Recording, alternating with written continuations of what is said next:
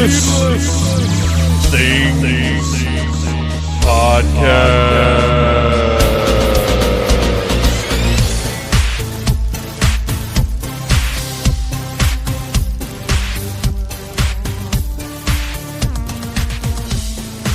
Hey, Phantomaniacs, welcome to the newest episode of the Needless Things Podcast, where we talk about toys, movies, music, and all manner of pop culture dorkery. I am your host, Dave, and this is it. This is the last show before Dragon Con. Now, normally we put a show up each and every Friday at needlessthingspodcast.com. This is Wednesday, but this is Wednesday because today's episode is a great conversation with the Dragon Con Puppetry Track director, Mr. Beau Brown, who I would also mention is sort of the co-host of the show.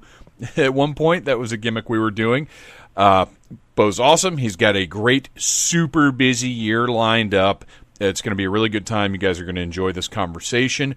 We really focus on what's going on, like the purpose of the Puppetry Track and the guests, and also the National Puppet Slam, which is once again in Atlanta this year, concurrent with Dragon Con. So Beau's got a lot going on, you people. It's going to be crazy for him. All right, before I get into my final day of Dragon Con schedule. Last week, on last week's episode, I gave you my Friday and Saturday schedule. Today, I'm really quickly going to run down my Sunday schedule, and you can also go to needlessthingspodcast.com and look at this past Monday's post for a full listing of all of the Needless Things Irregulars, the panels that we're going to be on, because it's not just me. You can also hear from our friends Beth, Ryan, Nicole, and more on many panels across Dragon Con, and they're all listed right there. And they're also, get the Dragon Con app. I put it over during the episode, but you know you need the app. You can go in there and find me under Phantom Troublemaker and check out every panel that I'm going to be on. And also, like I said, Needless Things Podcast this past Monday, all the panels are there, plus a few notes about what I hope for, what I expect, what's going on, that sort of thing. It's a fun pre-Dragon Con read.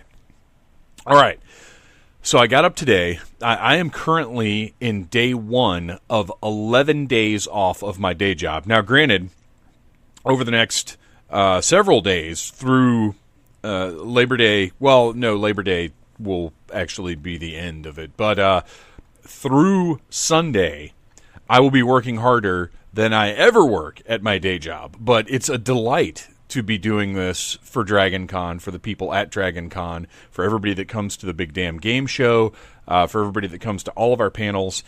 This is rewarding. I love it. And it's the hardest work I do all year long. Well, the hardest planned work I do all year long. But it is also my favorite and the best. So today I got up. I'm sticking to my walking regimen. I've been eating very, very clean. I got up this morning and I walked. And while I was walking, I mean, I really, it's funny because the walk takes about 2 hours out of my day. I don't just walk out of the house and get on the street because in our neighborhood people drive like lunatics. So I actually do drive to a local park. It's not all that far away, but between driving to the park, walking 3 miles, driving back home, and then sort of cooling down. Because when I say walk, it's not a leisurely stroll. It is just shy of power walking, I guess. Like I walk fast enough for it to be more beneficial than a mosey, but not so fast that I look like a lunatic, if that makes sense. So anyway, I get back home, I cool down for a few minutes, take a shower. So this, I mean, it's essentially probably not 2 hours out of my day, but an hour and a half out of my day. But the funny thing is, even though I'm losing that chunk of time for what you would consider standard productivity, making lanyards, putting things together for panels, packing, doing all the things that have to be done before Wednesday night. Because my cutoff, well, technically my cutoff is Wednesday at 2, because I'm going to go pick my son up from school, and then it's just family time the whole rest of the day. But things that have to be done. But I get out and I take these walks and I have time to think and I have time to, like, just getting my body going makes me so much more productive for the remainder of the day that it's worth sacrificing the time to invest it in my energy and productivity. And I thought about that going in today. And I also thought about the fact that I feel, it's funny, I feel old, but I have friends who are around 10 years younger than me who are starting to feel old, which when intellectually makes me feel even older, but physically, I kind of realized, like, we almost age in decades because my son is 10, he'll be turning 11 this year, and I feel like the growth from birth to 10 is probably, like, the most growth we do. So that's like a certain era of just hugely advanced growth intellectually and physically. 10 to 20 is where you learn, like, to function, really. Like, physically you're going to grow a little more, but you really sort of learn to function in society to a certain extent. I'm not saying everybody's good at it at that point, but that's when you're really learning it. 20 to 30 is you're figuring out what being a human, you're figuring out yourself. And 20 to 30 is the years that, I've said this over and over and over again, younger people you have to take advantage of. You have to do things. I don't care what those things are, but just get out and do them. Don't take a retail job and just sit there. Don't just go to college and go straight into a thing. Get out and do things. Or if you want to go to college and go straight into a profession, if that's really what your heart desires, then friggin' do that. But just from 20 to 30, you do whatever you want to do. Take advantage, because that's the only time you get to go out and really make mistakes that in the long run aren't going to matter. And I'm not talking about crime here, but like financial stuff and, you know, living off of washing dishes while you travel around the country or whatever crazy thing you do. Take those years to do it. 30 is when you start to feel old and you start to feel like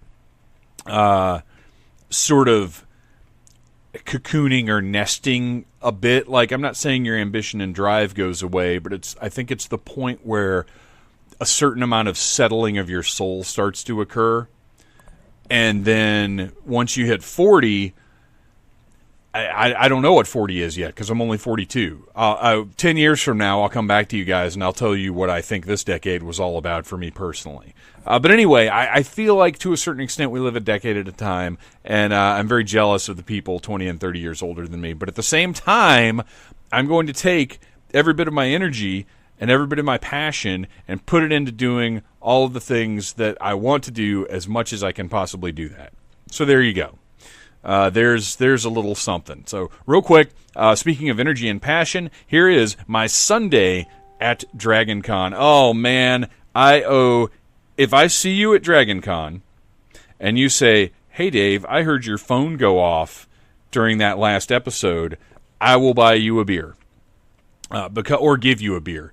If I'm carrying them around. The reason my phone is on is because I've got so much stuff going on today. I'm literally sitting here with 2 screens up on the PC, 3 apps open in my phone, sending messages, putting out fires. It's crazy time. So I apologize for that ringtone, but I feel like you probably can understand. All right, Sunday morning at 11:30 a.m., They Live, all out of bubblegum for 30 years. The dearly departed Rowdy Piper starred in this John Carpenter movie. It's fantastic. It's awesome. We're doing a panel about it. It's going to be lots of fun. I had entertained thoughts of trying to get myself a blue plaid shirt and showing up in that, jeans and some hiking boots, but there's just too much. I've had to trim away a couple of my cute little ideas because it's just not practical. I've got too much going on. 1 p.m., Ric Flair, an hour with the Nature Boy. The They Live panel is in the Classics Track Room, Marriott M103 105. The Ric Flair panel is in the Hilton Grand West, and it is an hour with the Nature Boy. My intention is to have a conversation with him for an hour, unless he says, no, I want to do a Q&A, in which case we'll line people up and do a Q&A. But I would really like to treat this as a focusing on the life and legacy of Ric Flair.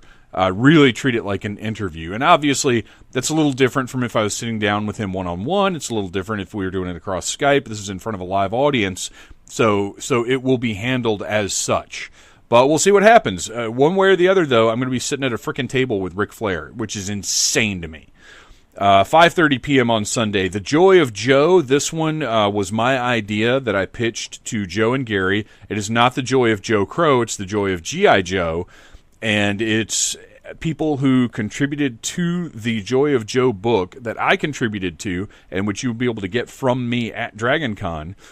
We'll be sitting down on a panel and talking about G.I. Joe. There's one on there that I'm not too sure actually contributed to the book. I don't know what's going on with that, but maybe he did and I overlooked it somehow. I don't know, but it doesn't matter because we're going to talk about G.I. Joe and it's going to be great. And anybody that wants to talk about G.I. Joe is A-OK with me. Sunday at 7 p.m., the Halloween 40th anniversary panel. This one I did a good bit. When I'm the moderator for a panel, I put a little more research time in because here's how I look at things. If I'm on a panel at DragonCon, I'm on it. I would be comfortable waking up in the morning and talking about that thing with just what's in my head. Because you guys know I don't share internet facts. I share personal experiences, memories, feelings, things like that. So any panel that I'm on, I could spend an hour talking about that topic anytime out of nowhere.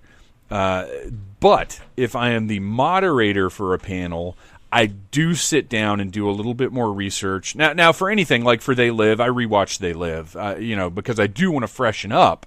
But my base stance is I need to be able to discuss it for an hour without having seen it in however long I've seen it. But for Halloween, sat down, watched Halloween, watched a documentary about Halloween that the awesome Mary Mancusi, who will also be on the panel, put up on my page. It's going to be a lot of fun. We're going to have a great time. I love the horror track, and I'm bummed that I'm only doing this one panel for them this year, but hopefully next year we'll get more. So Halloween 40th anniversary in the Westin Peachtree 1 and 2 in the horror track room. And then finally, the last panel of the weekend, Dawn of the Dead, the 40th Zombiversary. And this one is going to be a blast. I love the late night Sunday panels. I kind of wish it was in the horror track room because the Westin is just so cool for that Sunday night panel. But at the same time, the Marriott will be, this is in the classics track room, Marriott M103, 105, will be right there. So like as soon as we're done, it's party time. Although now that I'm thinking about it, I believe the Puppet Slam is in the Westin, so that actually would have been a whole lot more convenient. But anyway, Dawn of the Dead panel, we are going to be talking about the original and the remake, because the remake is also, I can't remember what year right now off the top of my head, but it is also celebrating an anniversary or a number of years out, whatever it is. This panel also features our pals Nicole and Beth and Michael George Williams, who I don't know, but who I'll be super good friends with after DragonCon, because that is the magic of DragonCon.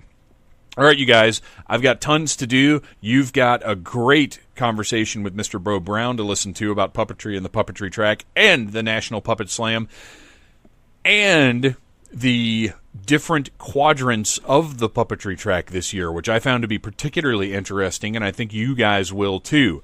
So let's do it. Let's kick it off. You guys, I love you for listening every single week. If you're checking in for the first time because it's DragonCon coverage, please visit needlessthingspodcast.com and check out all the wonderful people that we work with there. It's a great bunch of folks, and I'm proud to have to be involved with them at DragonCon this year, and that we all have the opportunity to sit down and entertain the DragonCon attendees. All right, that's it. That's all I got. Listen to Beau, and then next week we got a whole new thing because it's when we'll start posting the panels from DragonCon. So be sure to come back next week.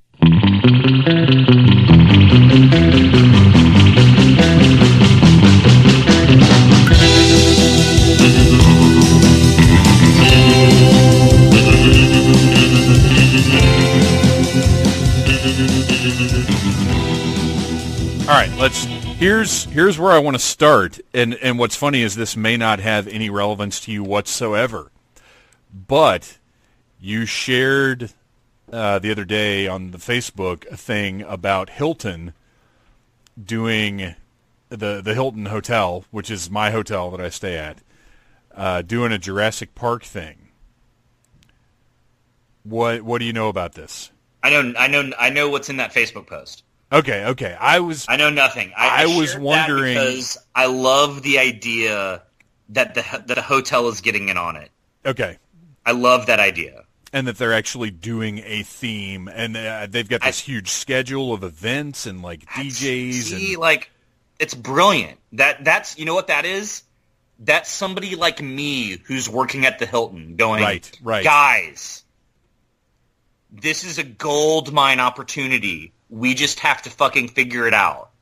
Now, if they would just that is somebody out, that is a me working at the Hilton. Yeah, that's absolutely connecting the dots and fucking being smart and figuring it out. If they would just figure out to do the reservations the same way the Hyatt does, yeah, they'd be in such good shape. All right, so that doesn't technically have what I wondered, because supposedly they're going to have some way, shape, or form dinosaurs walking around.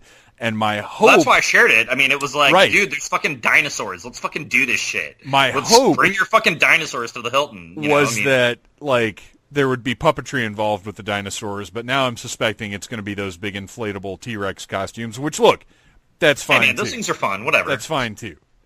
But, all right, so let's move along, since that is not anything that you're involved with in any way this year. No way. Not this year. Not me, no. So what's going on? What's going on puppetry-wise, man? What are you excited about? What are we doing this year? I have 4 main categories this year. I have four lovely, distinct main categories. Okay. So let's break those down. We've got the Henson Group. We've got Henson Company. We've got Sesame Street. We've got the National Slam cast that comes through every 2 years to perform the National Puppet Slam at the Center of Puppetry Arts, and we'll be doing that Friday, Saturday, and Sunday, which means myself and the entire cast, Moo goes over to the center, we do that amazing show, the best Puppet Slam acts from all across the country, one show, and then we come back to DragonCon.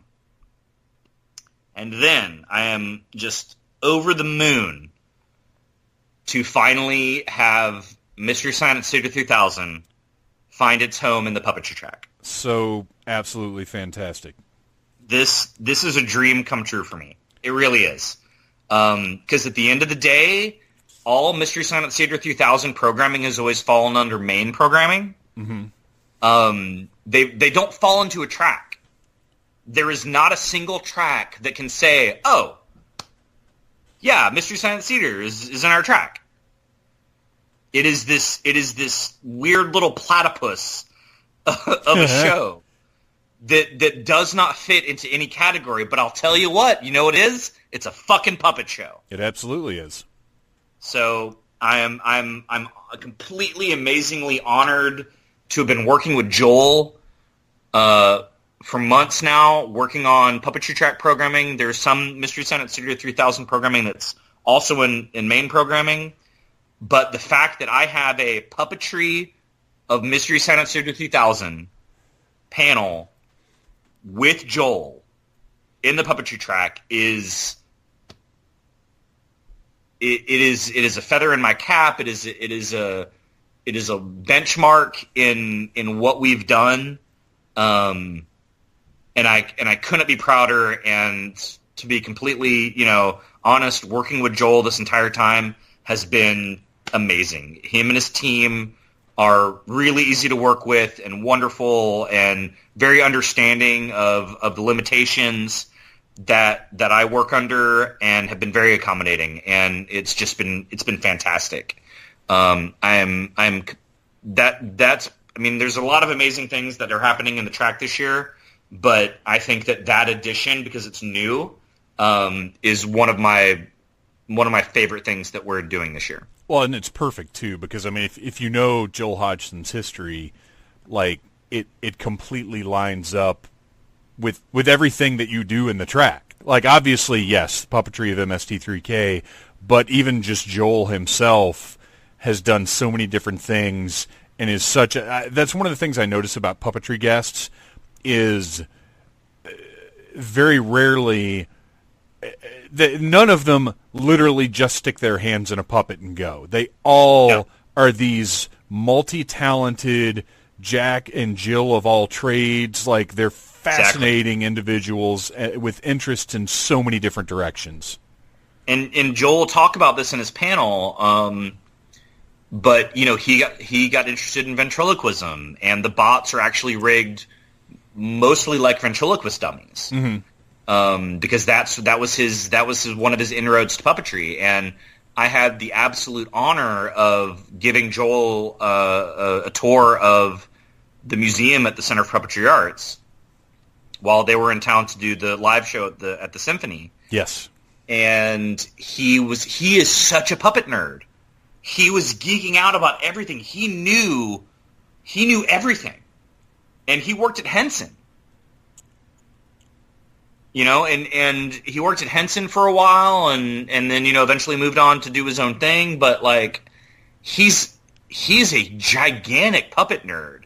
And it was just like geeking out with any other puppet nerd that I'm friends with, in my beautiful circle of puppet nerd friends. And I was just like, oh my God, you're so accessible. You're just like us, Yeah, he's. It was amazing. I'm very excited because I've listened to a number of I'm actually. It's funny. I'm actually more of a fan of Joel Hodgson than I am of MST3K. Like, he's sure.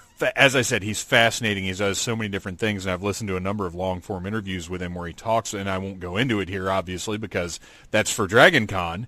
But anybody listening that is interested in people who just keep going and try different things and do everything that they can, which I think is the best way to live your life, the guy is amazing, and I'm looking forward to seeing him speak live and in person. That's definitely one of the highlights for me, and I think that for everybody else. So within the Puppetry Track, we are doing Puppetry of MST3K, so that'll be Joel and Grant, who works on the new show. He plays one of the new bots and performs in the live touring show. And then Mystery Science 2000, the panel which is like a retrospective across. It'll have lots of guests from all of the iterations of the show. Those are in the Puppetry Track. Then there are other MST3K events that fall into main programming. There's a MST3K Return to the Satellite of Love, which is mostly about the new show, so Shade and all that. And then there's a huge, basically what is the traditional MST3K event that's run by my friend Daniel Griffin, which is actually knowing him was my foot in the door with MST3K. Daniel and I ended up being booth neighbors at Chattacon back when we were still doing the Sci-Fi Janitors stuff. And Daniel is an amazing guy. He's been on the show. He creates Blu-ray, like he resurrects part of what he does with Ballyhoo Productions. I should get you an interview with him. Beau, you already have. Oh yes, I already have. What a great idea, Beau! If only I did that. That's how amazing you are. You're like 2 years ahead of yourself. Thanks, past self. So Daniel was my foot in the door with MST3K, and because he creates all their DVDs and all their Blu-ray sets and everything, and so he was my foot in the door, and he introduced me, and I'm happy to. I feel like I'm safe to say this. We will be doing a fundraising campaign at the Center for the Arts very soon to do everything that we need to acquire at least Tom Servo and Crow in the permanent collection at the Center for Puppetry Arts. Oh, wow. Which is a dream of mine. I feel that it's incredibly important. The show, with its 30-year history, is an incredibly important part of the history of American puppetry. and to have Tom and Crow in the museum collection representing modern American puppetry. You know, to quote Indiana Jones, it belongs in a museum. And this has been something that's been my passion project that I've been working on in the background at the center for like about 2 years, and it's finally happening. And so for those of you who are interested in Mystery Science Theater 3000, when the fundraiser goes live, please donate $5, $10, whatever you want. We have some cool tiers, we have some cool rewards all lined up, but that will mean that Tom and Crow will be able to live at the center in perpetuity in our collection. So it's a big deal for us. It's a big deal, and I think it's very respectful of Mystery Science Theater 3000 and Joel's legacy to have them represented in the museum. Yeah, absolutely. That for sure needs to happen, and we'll keep everyone posted on what's going on with that as it happens. So that's probably like my personal bucket list checkoff. So I dove into that first, but easily the most high profile event that we're having in the track this year is the Jim Henson Creature Shop Challenge live. That's crazy. It's nuts. I wouldn't even have imagined that could happen. Like, how? I don't even understand. How is this happening? Well, I'll tell you. I'm so glad you're here to clear this up. Yeah, that's why I'm here. I start my conversations with Henson about what we want to do together in January. So it's a very, very, very long process. And early on in that process, normally it's like, okay, well, what's coming out? We're going to, this year it was like, all right, let's talk about Dark Crystal Age of Resistance. We're going to talk about Happy Time Murders. We kind of knew that there was stuff that we were going to try to hit on. And just sort of in those conversations, they said, we have this idea. What do you think about Jim Henson's Creature Shop Challenge live? Because the show had a really strong following, and they're very proud of what they did on the show, which I loved. And they've been to DragonCon, and they recognize that the level of fabrication that they were witnessing walking around the convention was amazing. And they felt that DragonCon, not Comic-Con, was the place to do this. Oh, wow. And it's a huge honor for the convention. It's a huge honor for the Puppetry Track. And we're doing it. There's a lot of moving parts to it, but it's happening. And we announced it. We announced that it was happening earlier, a couple of months ago, and then we announced the specific challenge, which is a Farscape challenge. So the very specific challenge, just like the show has a specific challenge, is that they need to create the challenge. The specific challenge is titled Citizens of the Uncharted Territories, which is the area of space that most of the show Farscape takes place in, which happens to be one of my favorite TV shows of all time. Highly recommended. So the idea is to create an alien creature that fits into the world of Farscape. The requirements are that it has to have a costuming element, it has to have a mechanical element, and it has to be able to be performed by the creator. It is and we only announced the specific challenge 3 weeks ahead of the convention. Yeah. I saw the... To mimic the time constraint of the television show. Right. So people have 3 weeks to build a creature based on the creative brief that was released by Henson, follow the rules that Henson and DragonCon agreed upon. There'll be a private prejudging session where all of the contestants meet with the judges, who will be Brian Henson, Kirk Thatcher, and Hallie Stanford, who is the president of television for Henson Company and the executive producer of Dark Crystal Age of Resistance. They will be judged during prejudging. Then we will have a live event at 4 o'clock on Friday that is open to the public. So it'll be like the Masquerade. Public can come in. Each of the contestants gets 2 minutes on stage to perform their character. We'll do a voiceover. Gigi Edgley from Farscape, who played Chiana on Farscape, will be the host, just like she was on the television show. And she will read what the contestant has submitted.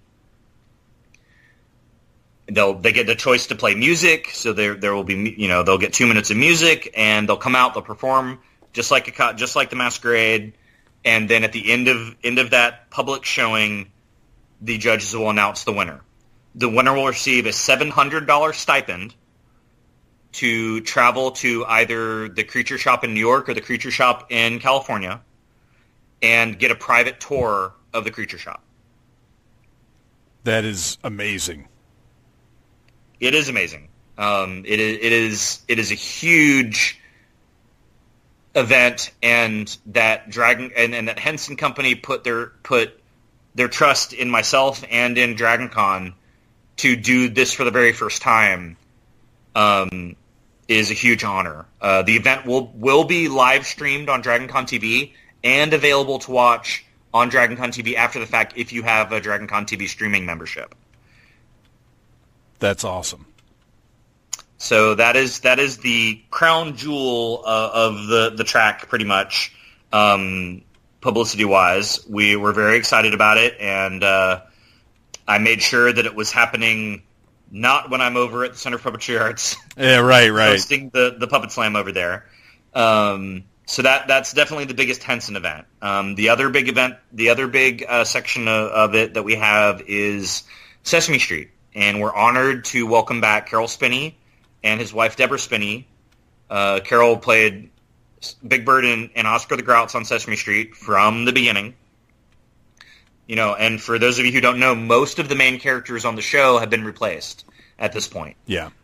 He played Big Bird and Oscar from the beginning all the way to only, a couple of years ago when he physically wasn't able to perform the part anymore.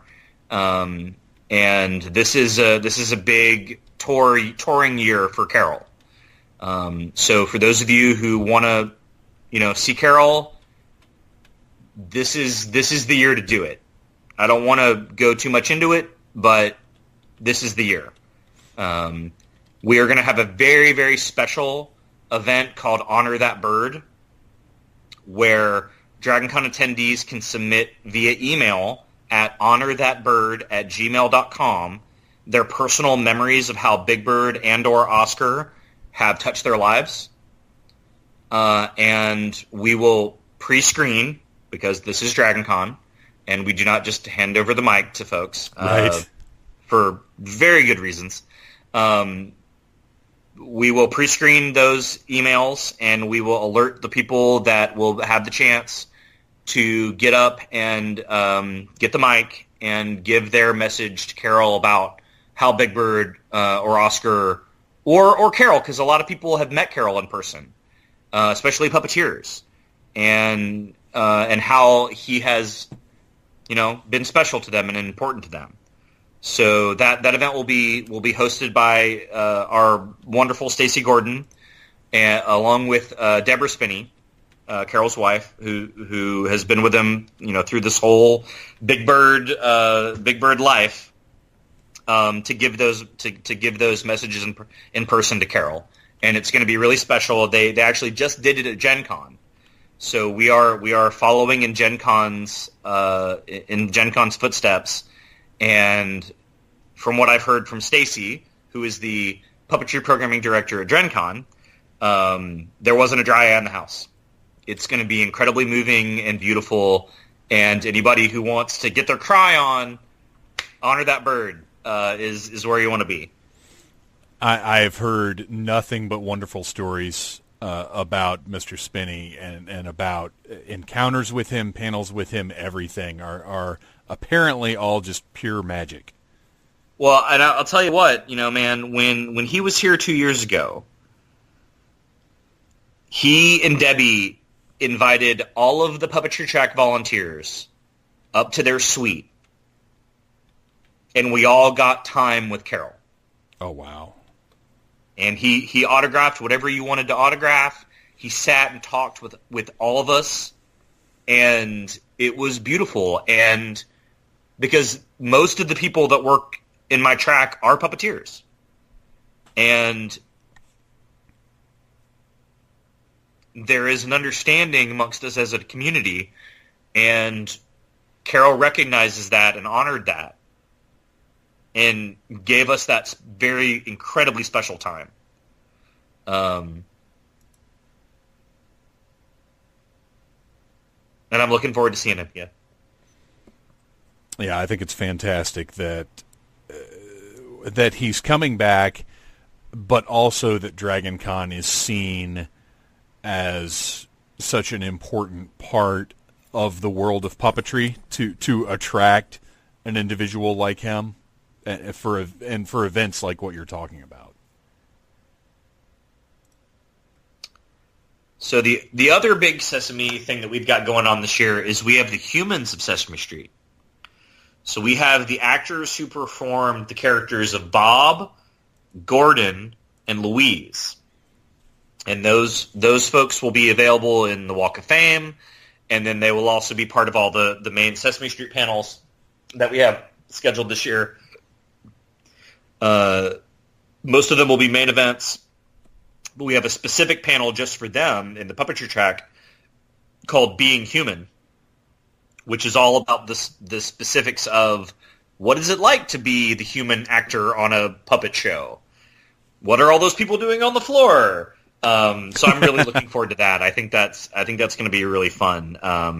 And the amazing Stacey Gordon will be moderating almost all of our Puppetry Track, all of our Sesame events, because as a performer on the show, she knows those people personally. Yes, and that's the best thing that you could want in a moderator. So we're really excited to have Stacey leading those events. Now, you mentioned the four different aspects of the track this year: Henson, Sesame Street, the National Slam, and MST3K. But let me ask you, what now is the line between Henson and Sesame Street? Like those, obviously they're entertainment-wise, they're different styled entities. But as far as their involvement with one another, what is it at this point? They share a lot of talent, because a lot of the Sesame Street puppeteers are also Muppet puppeteers, which is actually Disney, which isn't Henson. The Henson properties fall under three main categories. The Sesame stuff is owned by Sesame Workshop. The Muppets are owned by Disney. And then Henson owns the Fraggles, Jim Henson's Storyteller series, Farscape, Dark Crystal, Labyrinth, that stuff. Mm-hmm. So those are the three sort of companies. So, when we work with Sesame, it's very different than working with Henson, because it's just a different organization. That's what it is. It's different when I deal with.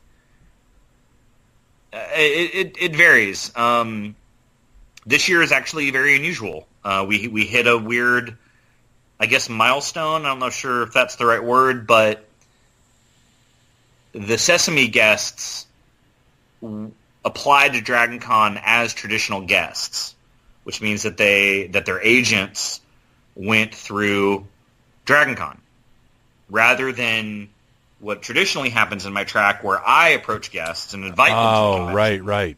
So that's new to me, and it's great. I'm super excited to have all the wonderful Sesame programming that we have this year. But it's been a little unusual for me, because a lot of those communications I was not involved in.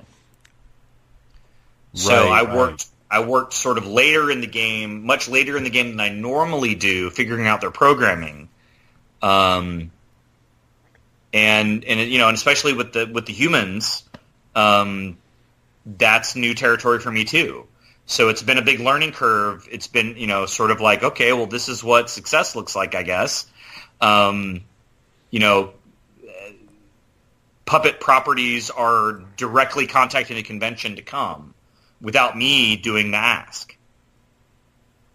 So that's been new for me. Which, like I said, is what you've done in creating this. Is Dragon Con is now, it's like a known destination now. Absolutely, and that's always been one of my goals. Just like one of my goals is that puppeteers are coming to the convention even though they're not involved in programming. They're coming to the convention because Dragon Con is at the end of the day, for puppeteers, the best puppetry festival in the Southeast. And I've got a lot of people coming this year who aren't involved in programming, which is a huge deal to me. Yeah, that's pretty awesome. But it's again, it has the reputation now. You got to be there. You're gonna. I'm sure from a learning aspect, from an entertainment aspect, from a networking aspect, like it has become an invaluable part of that profession. That's what I want. Well, good job. Thank you. So we've got some great Sesame Street stuff to sort of enhance, I guess, Carol's presence. Yeah, the Sesame Street stuff is broken up into a couple of different panels. We have general panels called A Visit from Sesame Street Friends on Friday, which is just a very general panel with the guests. Then we have more specific panels like Near and Far Beyond the Street, which is really about Sesame Street's global reach. You know, Sesame Street not only has the original American show been broadcast across the world, but there are specific separate versions of Sesame Street for other countries. And so for Carol, that is a lot about how the show has taken Carol and Debbie around the world. I mean, Big Bird walked on the Great Wall of China. Yeah. That happened. But then also for the humans, you know, you've got characters like Louise and Gordon who, for many people, were some of the first African American or Latino characters that other people of the culture saw on TV represented. Yeah, you know, absolutely. And, I mean that so was there's feedback. So there's letters and feedback from people around the world saying, you were the first person I ever saw on television that looked and acted like me. You know, and it's about representation. So that's hugely important and I think very interesting. Well, also in exposing kids to different cultures and different kinds of people. Exactly. We've got groundbreaking television, Sesame Street's early years, which is specifically about those early years. What it was like to be on the show from day one. And then we've got Bob's Apartment to the Fix-It Shop, Stories from the Street, which is more about how the show's evolved, because Sesame Street's always been an educational show. And the way that we understand educating children has evolved since the 60s. And so the show has evolved along with it. And so that panel is really about the changes the show has gone through over the years to reflect what the children's educational needs are. So we've got lots of different Sesame programming events to highlight the different aspects of the show. And then we've got, do you want to talk about the National Slam a little bit? I do, yeah. So the National Slam will be at the Center for Puppetry Arts Friday, Saturday, and Sunday. And it is we do this every 2 years, and it is bonkers because myself and all the members of the cast have to leave Dragon Con, go over to the center, do the show, then come back. And so it means that there are huge blocks of time. And do you have like a bus? How do you do this? We have shuttles. The center comes over with shuttles, and we all we all meet up outside the Marriott, and we get in that shuttle, and we go over to the center, and we do the show, and we get back in the shuttle, and we come back. That makes me feel better, because I was concerned you were like Ubering over there, and that just seems really chaotic. No, we're a little more prepared than that. That's good. That's good. There's a great mini schedules that I am responsible for organizing. That being one of them. You wouldn't want to leave. You wouldn't want to leave it to random car operators to get your people there. Not so much. So we'll do the National Slam, it's a really great lineup, excellent performers, and I encourage everyone to go try to catch one of those shows at the center, and then come back to Dragon Con, and then take workshops with those puppeteers. So some of those that you have the options to do are clowning and puppetry, how to incorporate clowning into your puppetry, how to incorporate puppetry into your clowning. We have some very, very talented clowns in the cast this year who are all, obviously are also puppeteers. So that's really fun. We have some of our traditional panels that we do every year. So you want to be a puppeteer. It's all about how do you get into the industry? What are the accessible resources that are available to people interested in becoming a puppeteer? One of the new, I think, very exciting new ones we have this year is called Activism Through Puppetry and Cosplay, which is about using cosplay and puppetry. Puppetry specifically has a very long history of an involvement in social activism. Sure. There are many laws against having puppets, or laws that are specifically designed against having puppets at demonstrations, because they say you have a stick. And so the rules are about not having a stick, because puppetry is exceptionally powerful as a means of activism. And so we have a wonderful panel that is about how cosplay and puppetry can be used in social activism. I might be mistaken, but aren't there countries where puppetry is illegal? Is that crazy to say? Why do I think that? It's puppetry has been illegal in countries at times.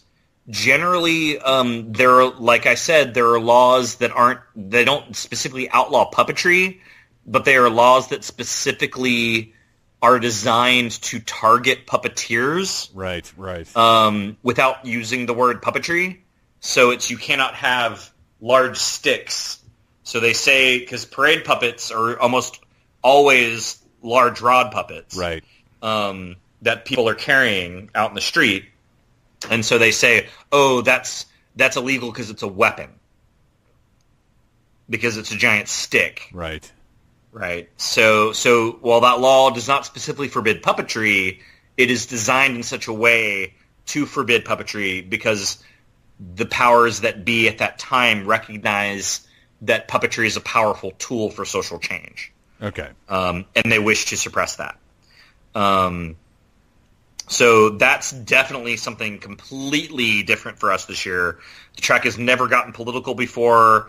The point of the event is not to be political. It's not going to take a side.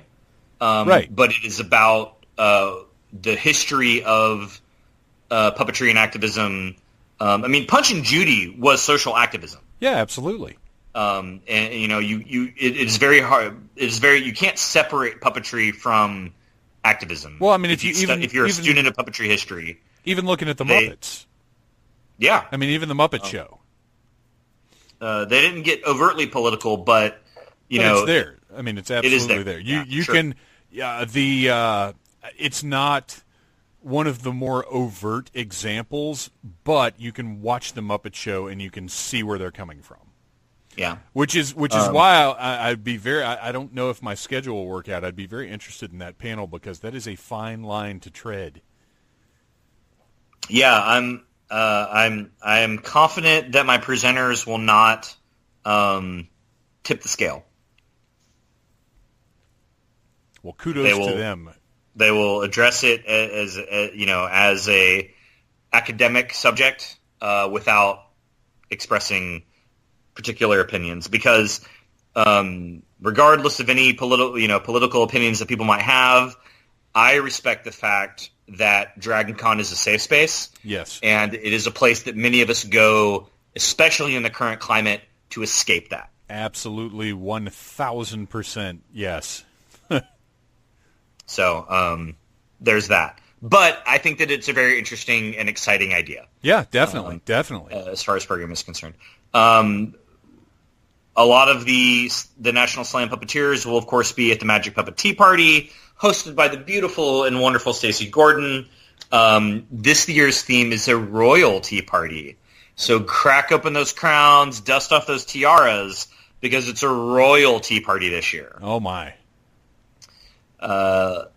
Let's see. Well, let me go through the National Slam stuff. Now, real quick, we discuss the Magic Puppet Tea Party every year. Of course. But I do want, for listeners who may not have heard prior years, a human can show up, but they have to be accompanied by a puppet, correct? Only puppets allowed. Yes. But don't feel like it has to, you don't have to have built this puppet yourself. It doesn't have to be something you crafted yourself, but you do have to have a puppet. Is that correct? Yes, you are not allowed through the door without a puppet. You may buy that puppet. Here we go. The puppetry merch table right outside that door. Yes. The Magic Puppet Tea Party has a specific mission. The mission of the Tea Party is that amateur puppeteers and puppet builders can be in the same room with professional puppeteers and their puppets and learn by example. It's couched in the setting of a social mixer, but the mission of the event is learning by osmosis. It was the first event that we created after my first year, where my big takeaway from the first year was this was entirely too academic. We were doing Puppetry 101. We were doing Glove Puppetry 101, Monitor Workshop, Shadow Puppetry 101. And I didn't want it to feel like school. And the Magic Puppet Tea Party is a way to learn puppetry by example within a fun social setting. Well, and also learning by doing, which for me, not for everybody, but for me is the best way to learn anything. The reason we do it on Friday and not Saturday or Sunday is because there are less children at Dragon Con on Friday than Saturday and Sunday. Right. The point is not for kids to be running around in a room waving puppets over their heads. While we don't turn those children away if they show up with a puppet, that's not really what it's about. Right. You know, we're happy that those kids are there if they're there, and hey, that's great. Come to our tea party. But the real purpose is to get a professional puppeteer and an amateur puppeteer's puppets talking to each other and living and breathing in that moment. Because that amateur puppeteer is learning insane amounts, whether they know it or not, in that moment. Yeah. And that's the magic part of the tea party. That's good. I should keep that. Yeah, absolutely. Well, I, for the listeners, have just opened up my Dragon Con app, which is currently updated, available. You can go in there and look at everything that we're talking about. You can even narrow it down to the Puppetry Track and just look at what's there. And I am putting the Magic Puppet Tea Party on my schedule right now as we speak. And Beau Brown, what puppet are you going to bring? I don't know what yet. What puppet is bringing you? I might bring my Angel puppet from the Smile Time episode of Angel. Ooh. But I also might just buy a puppet on site because I believe Stacey Gordon is bringing something for me. We have a bunch of wonderful vendors. All of our vendors are actual participants in the track. So by purchasing puppets at the Puppetry merch table, you are supporting the people creating the programming that you are enjoying. Absolutely. And once these panels are done, then you go into that app and you rate the panels and give feedback. Please do. Absolutely. So I think probably the highest profile event of the National Slam cast, which I'm super excited about, is Puppet Ninja Warrior. Dude, what is even going? I've seen 2 posts about it now. I'm sure there are more than that out there, but you know how crappy Facebook is. Please explain this to me. Puppet Ninja Warrior is an insane idea, and I'm so unbelievably excited for the National Slam cast members that submit that we worked this out with. So tabletop puppetry is a very specific style of puppetry that involves a full body puppet, so head, shoulders, arms, body, legs, performed by 3 people. So those 3 people, generally the breakdown is lead puppeteer on head and lead arm, second puppeteer on torso and second arm, and third puppeteer on feet. Those 3 puppeteers work completely together to create an entire human body's worth of movement. We are creating obstacle courses like Ninja Warrior. Oh. We will accept 15 contestants chosen at random from the people who wish to put their hat into the ring to participate. We will divide those people randomly into, five teams of 3? Yeah. Right, 5 teams of 3. They will get a puppet, and they will compete Olympic style, Ninja Warrior style, on obstacle course events, created all with cardboard. There were a team of 3 judges that will judge them just like the Olympics. They have dry erase boards, and they will hold up 1 to 10 on the individual team's performance. The winners of round 1, which is on Saturday, will move on to round 2 on Sunday. We'll have a separate round on another round of 15 people on Sunday, and then at the end of that, the winner of round 2 and the winner of round 1 will face off for the final challenge. And the winning team of 3 puppeteers will receive fabulous prizes provided by the Puppetry Track. Man, that's amazing. I can't even imagine what kind of spectacle. It's going to be bonkers. Yeah, it really is. Because here's the thing, is these are puppeteers. These are some of the most creative people available. And I say things like that all the time, and I mean it. I'm not just saying that because Beau Brown is on the show. It's not just going to be little figures running the course. I mean, these are entertainers. These are innovative individuals. This is going to be ridiculous. There are also specific challenges like do this obstacle to this music, do this obstacle in slow motion. So we need. It's going to be slow motion Chariots of Fire shit. That is happening. We need you to climb this wall. Sadly. Exactly. You have to emote. Right. The puppet has to emote. Right.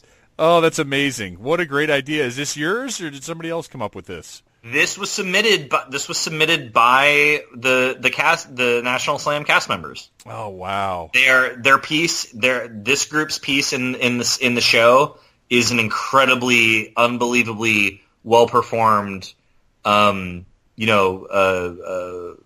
troupe, multiple puppeteers on a puppet ensemble performance piece. So this is their specialty. They're coming all the way from Portland. And, when we were talking about what they wanted to do, they pitched the idea. I said, I loved it. How do we make it happen? So I've been saving cardboard. All my Amazon boxes and Super 7 boxes are stacked up in a corner of the basement, waiting to go to Dragon Con to be turned into the obstacle course. Well, as much as Super 7 charges for shipping, those must be some nice boxes. They're very nice boxes. Oh, that's fantastic. What else have you got going on that's Slam related? All right, so that's like a really cool, fun event. Then we're doing the Shadow Cabarets back this year, which is one of my favorite things we do. Shadow Puppets Only variety show. That's Saturday at 11:30. You're going to see some beautiful, amazing, amazing stuff. Shadow puppets are what is considered by puppet historians to be the oldest form of puppetry. and what's one of my favorite. I'm personally not an adept shadow puppet performer, but it's one of my favorite styles to watch because it's so versatile and very easy to pack up because the puppets are very small and flat. Right. So it's easy to bring to Dragon Con. But you better be organized. Bo, but it is, yeah, but everything's got to be stacked up in order of things that appear in. Right. Yeah, for sure. So that brings me to an important point is that, well, let me finish off the National Slam people, then I'll get to that. Yeah. So then Sunday, we've got Lion Hill back with using paper and puppetry, which is a really cool panel about, like, it's very accessible. It makes puppetry accessible to people. A lot of people are turned off because they think you have to build these crazy puppets, and it's really complicated. There's all these materials that people don't understand. And Lion's panel really makes puppetry accessible because a lot of what he does, he just uses paper. So it really demystifies and tries to take a lot of the intimidation out of the art form. Then Lion Hill, again, who is one of my best friends in the puppetry community, whose work I have an incredible amount of respect for. I want everybody to listen to this. At 2:30 on Sunday, Lion Hill will be performing his show, Tales of Woe, the work of Edgar Allan Poe. Ah. This is a puppet show of pieces based on the work of Edgar Allan Poe. He developed it at the O'Neill Puppetry Conference this year, and I'm telling you guys, this show will knock the crap clean out of your ass. It's amazing. It uses huge variety of styles of puppetry. It is incredibly moving and beautiful and scary and funny and just... It is of all, we don't have very many traditional straight up puppet shows in the lineup this year. The way things worked out, this is the one. Do not miss it. We had a lot of really incredible shows last year. This is the one. Go see Tales of Woe. All right. Speech over. Well done. You put that over well. Thank you. I have seen it. I have seen it, and it is amazing. So that's about it. That's the highlights for the National Slam Puppeteers. So now I want to get to these interesting blocks of time, because there are blocks of time when myself and the National Slam cast are gone. So what do? Well, I have had the incredible pleasure of bringing in Monkey Boys Productions to be those people doing that stuff. So they have some very challenging schedules because all of their programming happens in all next to each other. Oh, right. Yeah. Right. So Monkey Boys Productions, they're a puppetry company that what they're probably most famous for is building props for Saturday Night Live. So if you've seen the bit with the past press secretary Richard Spencer, and he had the podium that was driving through the city, and it was the podium was attacking people. They built that. Basically, they're the company when Saturday Night Live needs a really wacky prop or puppet. They're the people that Saturday Night Live calls. Oh, wow. That's very cool. Yeah. So a bunch of the folks from Monkey Boys Productions are coming. They also have a web series called Welcome to Anhedonia, which I encourage everybody to go check out right now and get familiar with all the cool characters and everything. They will be doing a screening of the show with talkback, and they'll also be filming a live episode. So come see the show, the screening, watch the show, learn the characters, and then come see their actual live show. They'll also be doing a really, really amazing, complicated show in the Slam this year. And then they're also teaching a bunch of cool workshops like comedy and character building, puppetry and props on a deadline, writing and directing for puppets. And they'll be working in the Monitor workshop for puppetry and TV and film with Stacy. So they're really filling in those blocks of time when basically the Henson stuff isn't happening because I need to be there to make sure it happens. Right. And the National Slamcast and myself are gone. So they're my pitch hitters. Those guys are coming in, bringing really, really cool, amazing programming during those specific blocks of time when the National Slam is happening. So go check out all their stuff. Check out their show online. Take a look. What is the show again? It's called Welcome to Anhedonia. Okay, and I will recommend for the listeners, go check it out, because there have been so many times at different conventions where I've sat in on a panel that was really cool, and you can still dig it if you're not familiar with the subject matter, but I've sat down, enjoyed the heck out of a panel, but really wished I had had more familiarity with the subject matter going in. So this is a cool opportunity to get in beforehand, get to know these guys' stuff, and then go to Dragon Con and have that context that you might not otherwise have. Absolutely. Yeah, they're really cool guys. They've been really easy to work with. I'm very excited to have them come. So there's that. And then also during those blocks of times, your panel is happening. Would you like to talk about that? Man, I would love to talk about that. Just a few episodes ago on the Needless Things podcast, I had, thanks to Mr. Beau Brown, I had the honor and the delight of speaking with Kirk Thatcher, who is absolutely amazing. If you guys haven't listened to that episode yet, I believe it was 225. You need to go back and listen to it. He's a delight. I cannot wait to meet him. I cannot wait to talk to him more and record what will technically be the second part of that episode, because I will be moderating a panel with Kirk. Now, granted, that means I'm really not going to be talking a whole lot, because that man has so many stories, so much enthusiasm, and so much energy that basically it's going to be me sitting down and saying, all right, Henson and Puppetry, go. But I'm so excited about this panel. It's one of the highlights of my Dragon Con, and I just can't wait for it. And that is Friday night at 8:30 p.m. I believe it's in the Puppetry Track room, correct? Correct. It's A704. Okay. And it's going to be awesome. You guys don't want to miss it. Kirk is delightful. I can't wait. One of the first things you're probably going to see from me at Dragon Con is, as soon as I run into that guy, I will be taking pictures with him, because he's awesome.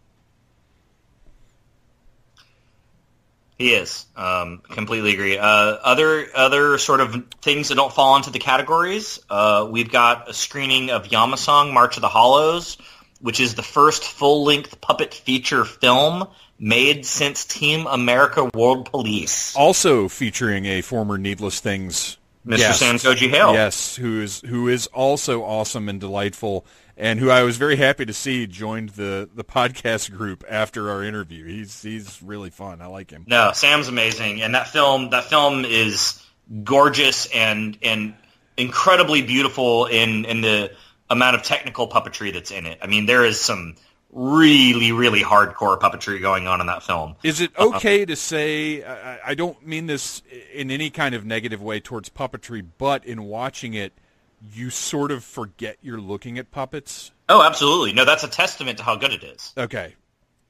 No, puppetry is an illusion. It's a Right. trick that we play on you to make you think that something is alive when it isn't. And that means it's working. And I want a toy line now. Yeah, totally. Absolutely. So that's happening. And then also Sam and his producer Mallory will be featured on the Under the Puppet podcast live, which is hosted by Grant, who performs along in MST3K. And he just recently received induction into the Podcasting Hall of Fame. Oh, fantastic. Bucket list for Mr. Dave. Yeah, someday I'll get there. So ask him how you do that, because he Right. did it. So there's that, and then I think, let's see, last things to touch on, I guess, would be there is a mystery off-site Mystery Science Theater 3000 event that has yet to be announced. Oh, huh. It will be off-site. It will not be in a host hotel. Stay tuned to the Puppetry Track website for news. That's interesting. And then I will. I would like to share. So every now and then, not often, an opportunity comes along that. Not that all of the work that I do doesn't have a payoff. Obviously it does.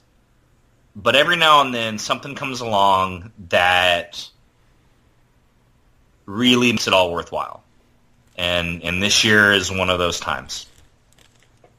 So I'm working with a Mystery 3K, and we're talking about logistics because we're talking about the fundraiser. We're talking about the live event at the center. We're talking about Dragon Con. There's a lot going on.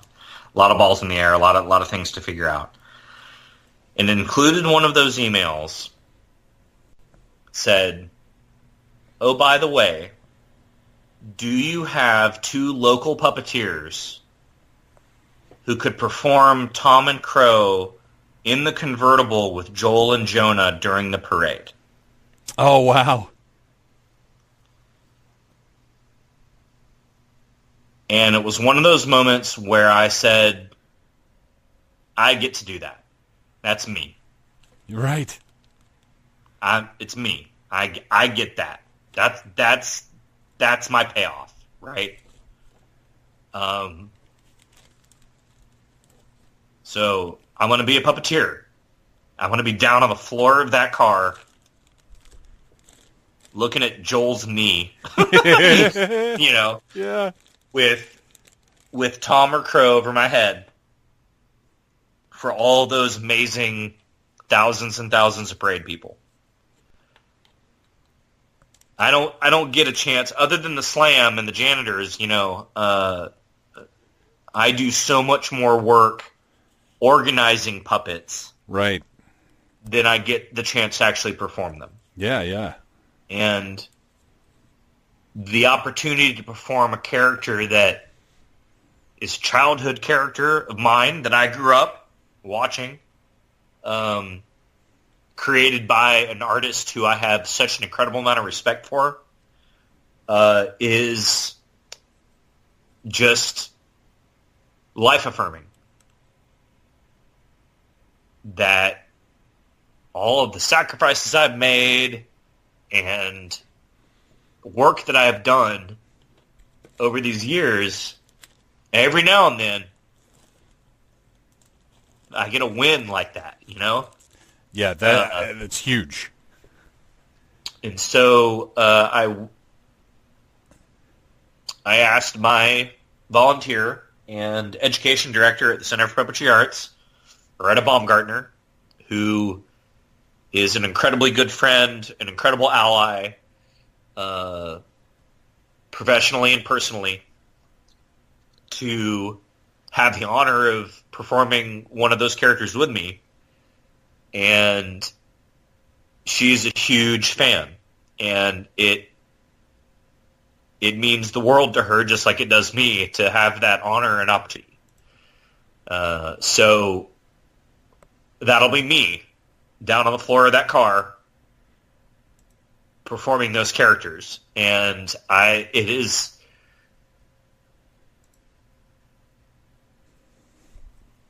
one of those moments that really makes all the work worth it.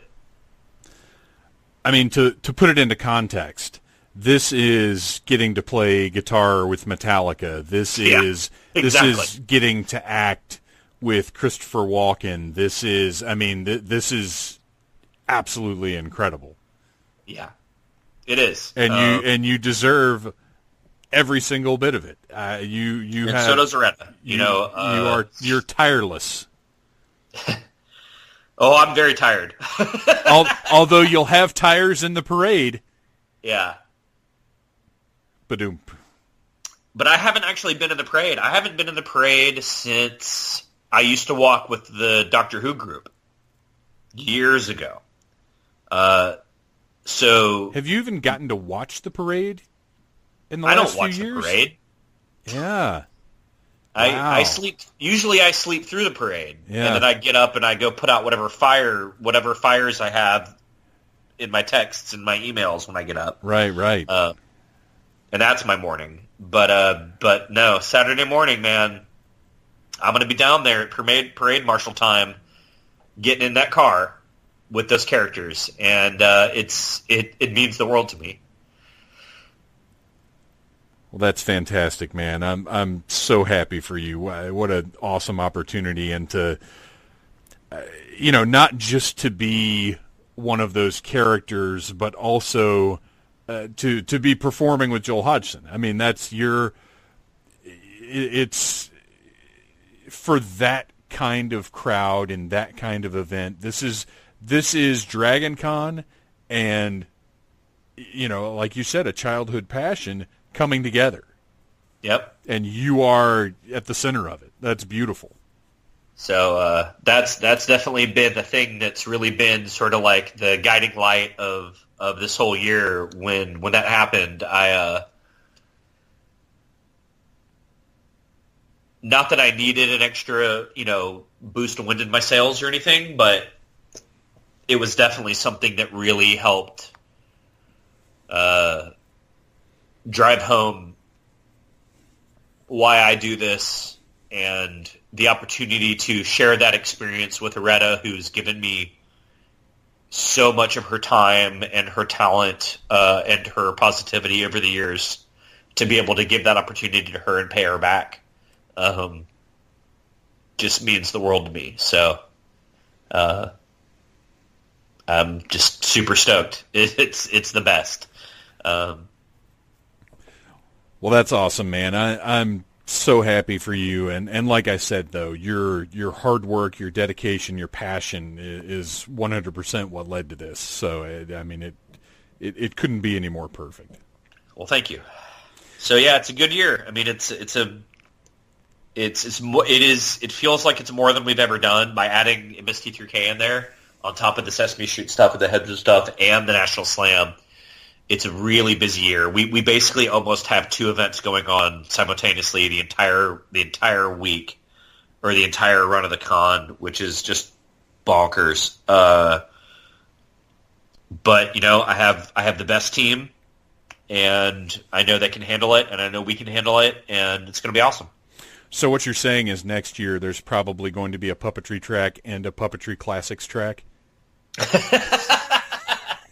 No, actually, I have some very specific ideas about next year. Of course you do.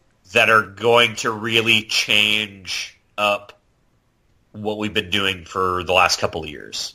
Next year's going to be weird and different. That's good, though. That's good. It is. It's time. It's time to really shake it up. I think a lot of the stuff that we do every year isn't going to happen. I think that we're going to take either a break or we're just going to change. I don't know if that's, I don't know if we'll come back to it the year after, but I'm really going into next year because I'm me and I'm already thinking about next year. And I already have some guests lined up that are very different from what we've done in the past. And I think one of my main goals, we're doing some of it this year and I think we're succeeding, but a lot of, I think, my focus next year is going to be to create programming less about the pop culture stuff. Obviously, that'll still be there. Sure. But a lot of what I'm going to do next year is going to be targeted specifically at professional puppeteers coming as attendees. Interesting. Not as guests, not as pros, but creating the kind of programming that makes people go, I'm coming this year for this, because this has never been done before. You're a brave man. That is what I do. It's because that pop culture is a very reliable crutch. No, and it's not a crutch. I mean, I'm sure that we are. I know for a fact that we're probably. I mean, we will do Dark Crystal Age of Resistance. Will have come out, and a lot of our Henson Company focus is going to be on that. But there's going to be a lot of the stuff that is the normal meat of the track is going to be a lot different next year. I'm bringing in puppeteers. I'm planning on bringing in some puppeteers who are only famous within the puppetry community. So they're not people that your average pop culture fan is familiar with. But they will be after next year. But they are unbelievably amazing people at the very top of our list within our community. Right, right. So yeah, so that's going to happen. Well, Beau, I don't know what better way to wrap up than with a sneak peek at next year's Puppetry Track. I didn't even expect that. That is awesome. Man, I'm excited. I can tell you're excited and all kinds of different emotions. And the emotions run strong here, yeah. And right now, we're a week away, but when this posts, it'll be tomorrow. So... Which means you have less than a week to finish your creatures for the Creature Shop Challenge. Well, I mean, this will go up the Wednesday before DragonCon officially begins. Which means pencils down. Students. Right. Yes, exactly. And that's time. And done. Awesome. Well, Beau Brown, thank you. Thank you so much for coming on the show, for sharing this, not just the stuff about the Puppetry Track, but something that's such a beautiful part of your life with Needless Things and with our listeners. And, man, I can't wait to see you. I can't just wait to see you too, man. It's going to be great. It is going to be great. So the only thing left to say is good journey. Yes, every time. Thank you, Beau. Thank you, Dave. I had no idea going into that conversation that this was going to end up being a very special episode of the Needless Things podcast, and it was very, very touching to hear Beau share that the way he did. I mean, obviously he got very emotional, and in my life I have met very few people more wonderful than Beau Brown, if any, honestly. He has been a huge part of me being able to do a lot of the things that I do. He is nothing but supportive and cooperative and just absolutely lovely. So I couldn't be happier that he's having the opportunity to live one of his dreams. I think it's absolutely amazing. I would also like to dial back my Joel Hodgson love just a tad, because in listening back to that, I almost sound a little stalkery. And I do love Joel Hodgson, but I don't know. I feel like I came across a little weird in that.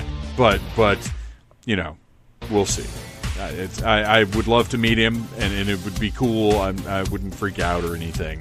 I would love to interview the guy, but that kind of stuff usually doesn't work out. It doesn't. I mean, look, I'll try. I'll see what I can do, but you have to keep your hopes high and your expectations low. How about that? Well, my expectations are currently super duper high for this weekend, so there's nothing I can do about it. Expectations and hopes are throttled up to 11, people. It's very exciting, and I've got oodles and oodles and oodles of more stuff to do. Although, thank you to the lovely Ryan Cadaver for taking care of some stuff for the game show. That's awesome. I love you guys. Thank you for listening to the Needless Things podcast. You're the best. You can find the show on iTunes, Stitcher, Downcast, or in the ears of a Trader Vic's employee. Love you. Mean it. Uh-huh.